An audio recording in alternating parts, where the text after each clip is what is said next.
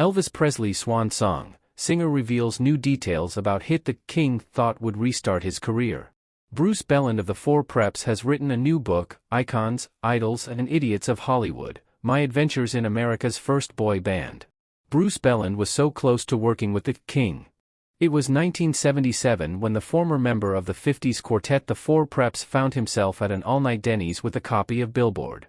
By then, he was a producer on the game show Name That Tune. A middle-aged waitress shuffled her way to the singer's table to take his order.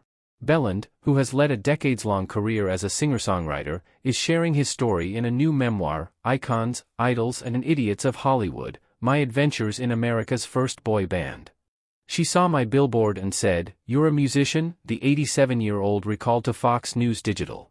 And she said, "Boy, when I come home all weary after a day's work and my feet are killing me, my old man's asleep on the lazy boy by the television. I go into my bedroom, I kick off my shoes, I lay out on the bed and put on my earphones. I listen to Perry Como, and I listen to Eddie Fisher and all my cares just melt away. And I think, what would I do without my music?" A light bulb went off for Belland. He quickly grabbed her pen and scribbled down lyrics about the power of music. He then had another idea. "I had dated at one time a woman who is now in Elvis Presley's entourage," he explained. "Well, the more I looked at the song and studied it, the more I said to myself, this would be a great song for Elvis. I called her, I told her the premise of the song. She said, 'Get it to me right away.' I sent her a demo. The next thing I know, about 2 weeks later, she called and said, 'He loves your song. Elvis is going to record it. He's got a session scheduled with the gospel choir to back him on it.'" Belland was stunned. But another surprise awaited him. She said, "Wait a minute," he shared. "Next thing I know, I hear Elvis's voice on the phone. He was so polite. He was a good ol' Southern boy. He said, 'Yes sir, I like your song a lot. I think it could do for me what My Way has been for Frank Sinatra. I'm looking forward to recording it, sir. I'm on cloud 10, gushed Belland. For the next week or two, I'm already spending the money." But Belland never got to hear Presley sing his song. 13 days before Presley was to record the track, he died of a heart attack at age 42. "I've been told by people who tour Graceland that the demo of the song and sheet music are actually on a table somewhere," said Belland. "It was recorded by T.G. Shepherd, Roy Clark and a lot of country artists, but it never caught on as it would have with Elvis.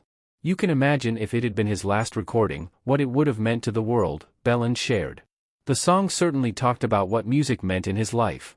It's about how music can restore your soul, how it gives life, especially during tough times. And I think that's why the song touched him, and he liked it." It wouldn't be the last time Belland faced tragedy. In 1985, his pal and former classmate Ricky Nelson, who starred in the 50s series The Adventures of Ozzie and Harriet, died in a plane crash. He was 45. The Four Preps played the Teen Idol's fraternity brothers and backup singers in the hit show. Ricky was a walking contradiction, Belland recalled. He was a shy clown with a barbed wit. He would just say the darndest things. "I remember one morning on set, he was fuming. He said, 'I took a girl out Saturday night and her curfew was 12 o'clock. I didn't get her back until 12:17, and her old man was on the front porch and tore my head off. I'm Ricky Nelson. You think he'd be honored?'" Ricky had grown up in a bubble as a child celebrity, Belland shared. All he had to do was say, "I'd like to have a drum set," and an hour later, there was a new drum set in his room. He lived a very sheltered life. He didn't have a realistic grasp on what real life was because he'd been a star since he was 10 or 11 years old. But he was a sweet guy. He was very gentle, tender and totally dedicated to his music. "We used to sit around the record player and hear Chuck Berry, Little Richard and Fats Domino. So, we got our musical education together." Belland said the group's appearance on the sitcom catapulted it to stardom. In 1958, its track, 26 Miles Across the Sea, Santa Catalina, sold more than 1 million copies. Brian Wilson of the Beach Boys later cited it as one of his favorites. That same year, the Four Preps appeared in the surfer film Gidget opposite Sandra Dee. "We were called milk-fed, clean-cut, homegrown and all that stuff," Belland explained about the group's cookie-cutter image. "We were 4 very clean-cut kids. I'm a preacher's kid. 2 of the guys in the group were Mormons, and Ed Cobb, the jock, wasn't about to waste himself on bizarre stuff. So, we were very straight-laced.